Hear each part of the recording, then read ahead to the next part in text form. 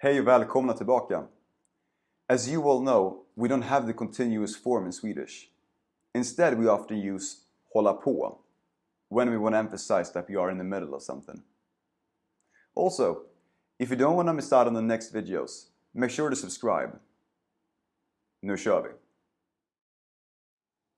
Här är ett par exempel på när vi använder verbet hålla för att beskriva att någonting är mitt i en process. Kom förresten ihåg att huvudverbet som följer, att det alltid måste ha samma form som verbet hålla. Vi måste vänta ett par minuter. Datorn håller på att starta om just nu. Jag håller på att försöka lära mig hur man designar en hemsida. Lukas höll på att städa lägenheten när grannen plötsligt knackade på dörren. Jag blir galen. Byggarbetarna har hållit på och borrat i mitt hus hela dagen.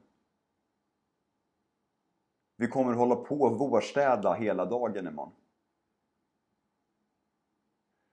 Vi kan också byta ut ordet och mot ordet att och därefter låta huvudverbet vara i infinitiv form. Datorn håller på att starta om just nu. Lukas höll på att städa lägenheten när grannen plötsligt knackade på dörren.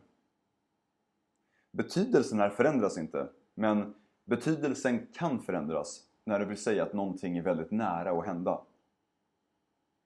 Den här lådan är för tung för mig. Jag håller på att tappa den. Ni kan inte spela fotboll här.